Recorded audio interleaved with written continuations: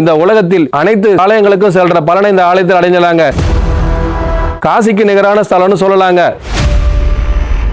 யாரெல்லாம் மீண்டும் எங்களுடைய உச்சகட்ட சகாப்தத்தில் நாங்கள் இப்போ திருவையாருக்கு வந்திருக்கிறோங்க. குருவின் பிரதான வாயில எப்படி எல்லாம் தோண்டி பார்க்கலாம்னு நினைக்கும் பொழுது எங்களுடைய வாசல்ல 2 முகங்கள் தெரியப்பட்டுதாங்க. முதல் வாசல் குருவின் வாசலா இருக்கணும், 2வது வாசல் சீடருடைய வாசலா இருக்கணும்னு நினைச்ச குருநாதருக்கு 3 முகங்களை காட்டணும்னு ஆசைப்பட்டாராங்க. முதல் முகமா எப்பவுமே ஐராவதமா இருக்கிற குருநாதருக்கு யாருக்குமே தெரியாத ஒரு பண்பட்ட நிகழ்ச்சியை காட்டணும்னு ஆசைப்பட்டாராங்க. யோக குண்டம் ஞான குண்டம்னு 2 குண்டங்கள் அமைச்சு கொடுத்தாராங்க. முதல் குண்டத்தை வாயு குண்டத்தில் வச்சுட்டு 2 குண்டங்களையும் தெற்கு வாசல்லையே வச்சு அழகு பார்த்த ஸ்தலமா கூட இந்த திருவையாறுங்கிற ஐயாரப்பர் குருஸ்தலத்தை அறிவிக்கலாங்க. குருவுக்கு பெயருக்கும் மிகவும் பெயர் போன ஸ்தலமா இருக்குங்க. பஞ்சபூதங்களையும் கட்டி ஆளலாம், எப்படி எல்லாம் ஆளணுங்கிறதையும் உத்வேகமா ஞானத்தோடு கொடுத்த குருநாதர் மீண்டும் அகவல் ஆராய்ச்சி செய்யணும்னா யார் ஒருவன் தன்னுடைய அகப்பைய முழுமையா ஆராய்ச்சி செய்யணும்னு நினைக்கிறாங்களோ அவர்களுக்கும் இங்க யோக கலையை கற்றுக் கொடுக்கலாம்னு சொல்லி கொடுத்தாராங்க. ஆனா வினை தீர்த்த விநாயகரா இருக்க குருநாதரிடம் யாராச்சும் வந்து தன்னுடைய கைங்கரியம் எது எப்படி செய்யணும் யாருக்காக செயல்படணுங்கிறதையும் உத்வேக ஞானத்தோடு குறிப்பிடணும்னு ஆசைப்பட்டாராங்க. யோக கலைகள்ல 3 மும்மூர்த்திகளை உருவாக்கினாராங்க. ஞான போதனையை 6 பேருக்கு கொடுத்தாராங்க. சைதன்யத்தை 4 பேருக்கு கொடுத்தாராங்க. வித்யாந்திய 7 பேருக்கு கொடுத்தாராங்க. இப்படி ஒவ்வொரு வித்தைகளையும் ஒவ்வொரு வரலாறுக்கு ஏற்ப மாற்றி மாற்றி அமைச்சு கொடுத்த குருநாதருக்கு என்ன பெயர் வைக்கலான்னு தன்னுடைய இந்திரிய சக்தியிலிருந்து 3 மூலங்களை உருவாக்கும் எந்த ஒரு சீடன் புறப்பட்டு வந்தாலும் அவனுக்கும் அப்பெயரை சூட்டி அழகு பார்த்த ஸ்தலமா தான் இந்த குரு ஐயாரப்பர் ஸ்தலத்தை அறிவிக்கிறாங்களாங்க. கோவில கோபுரங்கள் எப்படி இருக்கணும்ன்றத கூட இந்த கோபுரத்திலிருந்தே உச்சகட்டத்தில் காட்டலாமாங்க. உயரிய கோபுரங்கள் எதுவும் இல்லாவிட்டாலும் உங்களுடைய உச்சதானத்தில் யாரெல்லாம் மனு மூலமா இருக்கணும், விண் மூலமா இருக்கணும், ஞான மூலமா இருக்கணுங்கிறதையும் இந்த இடத்துல யாரெல்லாம் தன்னுடைய எண்ண கோலைகளை எப்படி வெளியிடணும்னு நினைக்கிறாங்களோ அதே போல் அமையட்டுங்கிறதையும் ஆசீர்வாதத்தோடு கொடுக்குறாங்களாங்க. குருவின் கருவறையின் பின்பக்கம் யாருமே சுற்றி வரக்கூடாதுன்னு சொல்லுவாங்களாங்க.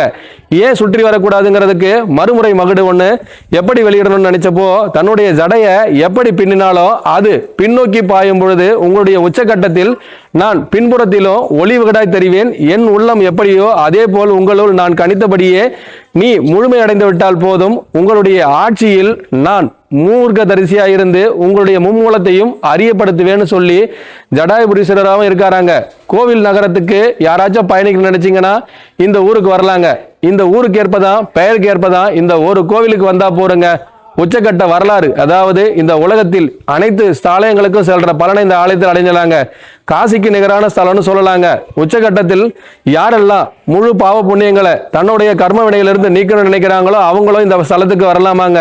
யோக கலைக்கு 8ஆம் நூலை எடுத்து காட்டினாலும் இந்த ஆலயத்துக்கு வரலாமாங்க. யாருக்கெல்லாம் கைங்கரிய தகடு, அதாவது புண்ணிய தீர்த்தம் பாவ தீர்த்தம்னு 2 தீர்த்தம் இருக்காங்க. இங்க யாருக்குமே தெரியாத 4வது தீர்த்தம் ஒன்று இருக்குங்க. ஆயில்ய தீர்த்தம்னு ஒன்று இருக்குங்க. அதை யாராச்சும் ஒருத்தர் தொட்டாங்கன்னா மீண்டும் அவங்களுடைய எண்ணங்கள்ல இருந்தே அது வெளிப்பட்டு இந்த வாழ்க்கையில மீண்டும் பிறவி பயனையும் அடையலாம், பிறவி இன்மையையும் அடையலாங்க. இதனுடைய தன்மையிலிருந்து 3 வரலாறுகளை படைக்க குருநாதர் பல்லாண்டு காலம் போராடி பார்த்தாங்களாங்க. போராடிய ஒவ்வொரு காலகட்டத்திலையும் உச்சநாதம் எப்படி இருக்கணுங்கிறதையும் சரி, உயரிய நாதம் எப்படி இருக்கணும்னு சரிங்க, எல்லோருடைய மனபோதனையை படிக்க தான் இங்க உரு கொடுத்தாராங்க. உச்சகட்டத்தில் நாங்க இந்த கோவிலை பத்தி சொல்லணும்னா இன்னும் பல வரலாற்று சாதனைகளை சொல்லலாங்க. யோக கலைக்கு மட்டும் இல்லைங்க, மாங்கல்ய பூஜைக்கும் சரிங்க. ஒரு பெண்ணுக்கு அவதாரம் எடுக்கணும்னாலும் சரி, திருமணம் ஆகணும்னாலும் சரி, குழந்தை வரம் வேணும்னாலும் சரிங்க, இங்க யாருக்கு வேண்டுமானாலும் எப்பேற்பட்ட வரத்தையும் கொடுக்கக்கூடிய 50 ஜோதிடங்க இங்க அழகா அமைக்கப்பட்டிருக்காங்க. யாருக்காக அமைக்கப்பட்டதோ அவங்கள தெற்கு வாசல் நோக்கிய வழக்க வைத்து அவருடைய வழக்காடு மன்றம் எப்படி நீக்கப்படணும் நிரூபிக்கப்படணுங்கிறதையும் வடக்கு வாசல்ல வச்சு தன்னுடைய நேர்முக பாணியை குருவே முழு ஐராவதமா இருந்து 6 காலங்களை முழுமையா அமைச்சு கொடுத்திருக்கிறாராங்க. இது தெற்கு வாசல் கோபுரங்கிறத எந்த ஒரு பரிச்சயம் இல்லாத நிரூபிச்ச குருநாதருக்கு மீண்டும் கால உபதேசம், ஞான உபதேசம், பிருத்திவி உபதேசம், பிரத்யங்கர உபதேசம்னு எத்தனை உபதேசங்கள் கொடுக்கணும்னு நினைச்சாலும் ஆயில்ய பீடத்தை மட்டும் முழுமையா இவங்க படைச்சிட்டாங்கன்னா இவங்களுடைய வெற்றியை இதுவரை யாராலையுமே கணிக்க முடியாதாங்க. முன்பிருந்த காலங்கள் எல்லாம் இவங்களுடைய வரலாறை யாராச்சும் படைக்கணும்னு நினைச்சாங்கன்னா சுமார் 60லிருந்து 120 ஆண்டுகள் ஆகுமாங்க. ஆனா எங்கள் குருநாதர் சரியா எந்த ஒரு சீடன் தன்னுடைய பிறப்பின் ரகசியத்தை அறிய வேண்டும், குருவின் பிரதான பாதமே முக்கியமானதுங்கிறத உணர வேண்டும், தேசம்னா எது, தேகம்னா எது, உயிரியல் நோக்கம்னா எதுங்கிறத உணர்த்த பொழுது அவருடைய வழக்காடு மன்றங்கள்ல நிச்சயிக்கப்பட்ட பல விஷயங்களை நீர்நிலையாக்கியும் நெருப்பின் தத்துவமாக்கியும் வாயு தத்துவத்தாக்கியும் முழு பிரபஞ்சத்தின் உச்சகட்டத்திலையும் அழகாக நிரூபிச்சு காட்டியிருக்காங்களாங்க. அம்மாவோட பெயரு தர்ம சமவர்த்தினியா இருக்காங்கங்க. கோவிலுக்கு இவங்களுடைய பெயரையே சூட்டியிருக்கலாம்னு கூட சொல்லலாங்க. ஆனா முகைப்பு வாசகத்துல இவங்களுடைய வாசலை எப்பவுமே கிழக்கில் வச்சுக்கிட்டு தன்னுடைய ஆயுட்காலம் முடியும் வரை தர்மத்தை நிலைநாட்டி உலகியல் கருத்துக்கள் அனைத்திற்கும் உச்சகட்ட நாதமா தன் குருநாதரின் பெயரையே சூட்டிக்கொள்ளணும்னு ஆசைப்பட்டாங்களாங்க.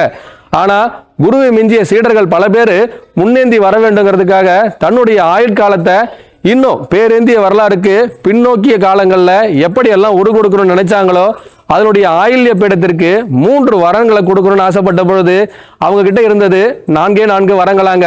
ஒரு வரம் தெற்குக்கும் மீதி 3 வரங்களும் வடக்குக்கும் கொடுக்கணும்னு சொல்லி தன்னுடைய வடக்கு நோன்பை அவங்க முழுமையா இருக்கணும்னு ஆசைப்பட்ட பொழுது மீண்டும் ஆசாரிய பீடத்துல ஆயுட்காலத்தை முழுமையா நிரூபிக்க வேண்டி சில ஆண்டுகள் அவங்களுடைய கருத்து வேறுமென்மையை முழுமையா நிரூபிக்க ஆசைப்பட்டாங்களாங்க.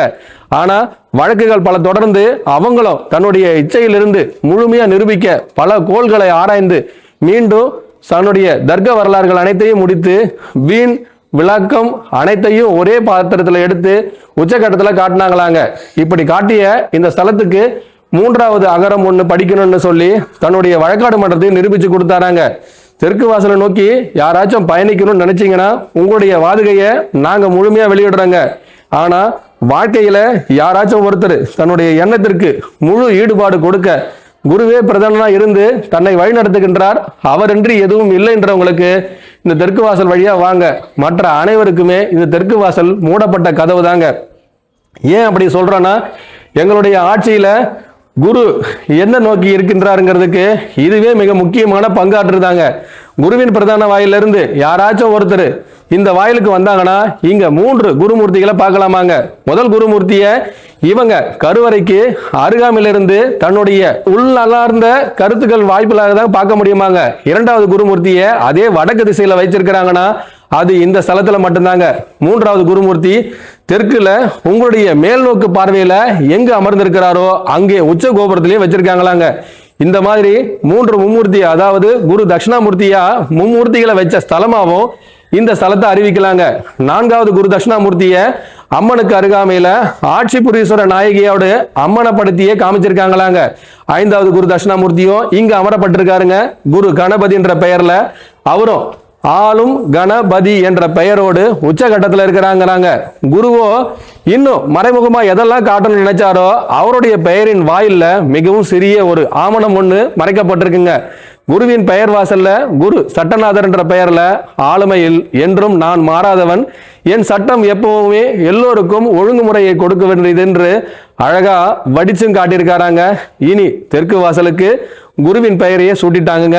வடக்கு வாசல்ல மீண்டும் உங்களுடைய ஆயில்ய பீடத்தை யாராச்சும் உரு கொடுக்கணும், உருவாக்கிய நாதரையே மீண்டும் காட்டணும் அப்படின்னு ஆசைப்படணும் யாராச்சும் வரீங்கன்னா உங்களுக்கான மறுமுகையோட இந்த ஸ்தலத்திலிருந்து நிரூபிக்கலாங்க.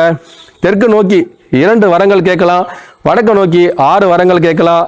ஆனா எல்லாத்துக்குமே உங்களுடைய எண்ணம் எதை நோக்கியது, வேண்டுதல் எதை நோக்கியதுங்கிறத மிக முக்கியமான பிரதான வாயிலிருந்து நாங்கள் குறிப்பிட ஆசைப்படுறோங்க.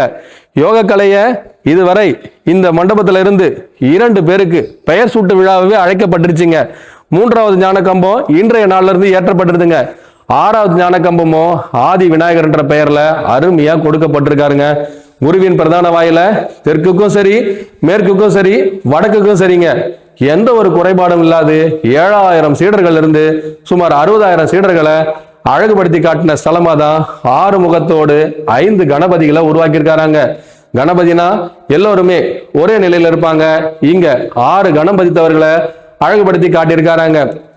ஒரு கணபதிய நர்த்தன கணபதியாகவும், ஒரு கணபதிய விசிஷ்ட கணபதியாகவும், இன்னொரு கணபதிய அமரேந்திர கணபதியாகவும், ஆட்சி புரியும் கணபதிய ஆதிசயன கணபதியாகவும், வேள்வியை நடத்தின கணபதிய விசிஷ்ட கணபதிக்கு மூத்தவராகவும், அனைத்தையும் நின்று காத்த கணபதிய நிலை நின்ற கணபதின்ற பெயர்லையும் அழகுபடுத்தி காட்டியிருக்காங்க. சொர்க்க வாசல்ல இது போல யாராச்சும் திறக்கணும், நான் முழுமையான வைகுண்ட பதவி அடையணும்னு நினைச்சவங்களுக்கு கூட இந்த ஸ்தலம் பெயர் போன ஸ்தலங்க. யாருமே இதுவரை கணிக்காத பொழுது எங்களுடைய கணிப்பின் கீழ் எங்கள் குருநாதர் குரு தவசூதநாதரின் 7ஆம் நிலை பட்டரிலிருந்து நாங்களும் முழு மகிமைத்துவத்தை எங்களோடு இயன்ற குருவின் பாத்திரத்துக்கேற்ப இயன்றவர் யாரோ, இயக்குபவர் யாரோ அவரே என் குருநாதர். அவரின் பெயரும் இங்கு எதில் பதிக்கப்பட்டதுங்கிறத யாரெல்லாம் கணிக்கின்றீர்களோ நீங்களும் அந்நிலையில் உற்சவராகலாம், உச்சகட்ட நாதராகவும் ஆகலாம்.